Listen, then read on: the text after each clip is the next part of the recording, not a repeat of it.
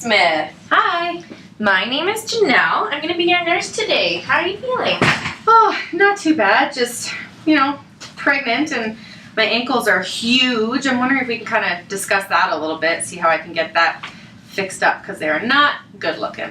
Oh, well, I'm sure you look great. Let's get that out of the way first. Well, thanks. You're welcome. Of course, we can talk about your ankles as well today. So it looks like one of the girls weighed you when you arrived, and everything looks good, okay? Being that you're in your second trimester, gaining some weight is a completely normal thing as well. Sometimes something to watch out for with regards to the swollen ankles is your fingers leaving indentations on the skin, and it's called pitting edema, okay? So that's actually not a good thing if you have pitting edema, but non-pitting edema, which the way you're pressing it looks like you have non-pitting edema. Good. So that's actually totally normal, okay? Okay. And let's just start by discussing your knowledge on the topic of weight gain and pregnancy so that I can better understand the symptoms you're experiencing with your swollen ankles, okay? Okay. So tell me what you know. Well, I know that I'm supposed to keep an eye on my blood pressure, so because we don't want it to get very high. So I let my doctor know if anything changes. I know that I have to watch my diet too, like my salt intake, which sucks because I want to eat all the candy and all the chips and everything in the world, but I'm doing what I can. But other than that, I don't really know why my legs are getting so big. So I would just like to kind of learn a little bit more about that. That's a really great question as well. So for starters, the excess fluid in the body during pregnancy that you mentioned is completely accurate, okay? With developing fetus, the blood volume of the body increases, as does the fluids within the abdomen, forming the amniotic sac. Right. Okay? As the baby continues to grow and develop, the uterus will also become larger. As this happens, there's a lot of pressure that gets put on what we call the vena cava, which transports blood from the lower extremities back up to the heart to continue with oxygenation. Okay. As the pressure grows, it becomes harder for the blood to return to the heart, and then that's why you get the pooling of the edema in your ankles. Oh. Okay, so that's why your feet look more swollen. Oh, that makes so much sense. Oh, man. So what should I be watching for that would tell me that it's no longer a normal thing? And how do I get rid of it? Okay, so one of the biggest things to keep your eye on is whether or not the swelling is accompanied by other symptoms, okay, like pain, visual disturbances, so blurry vision, lightheadedness. Okay.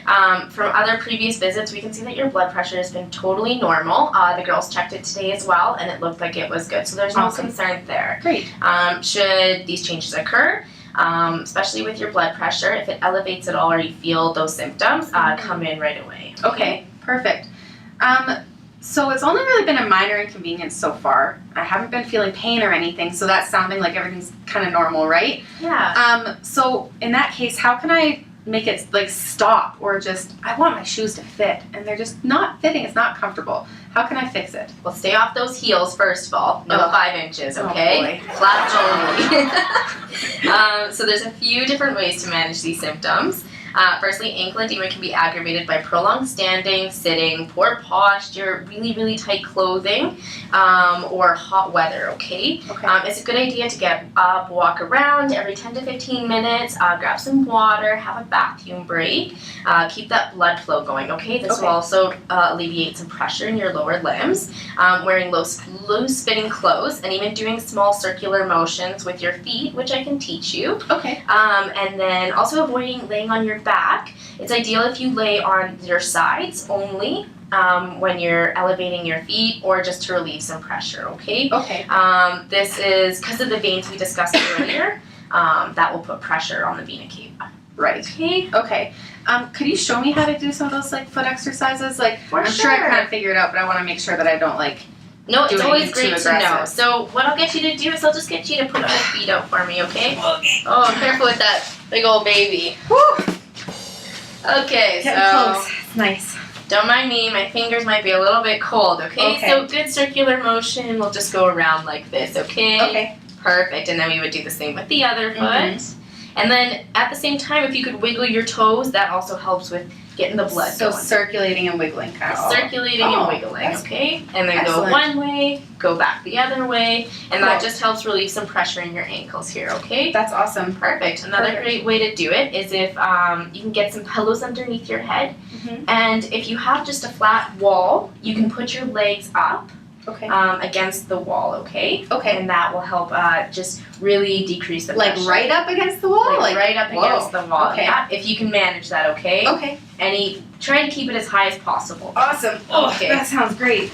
So, you know, it's seeming like this whole pregnancy thing is really just having an effect on me. My husband doesn't get to do a whole lot of things. He gets to eat whatever he wants and work.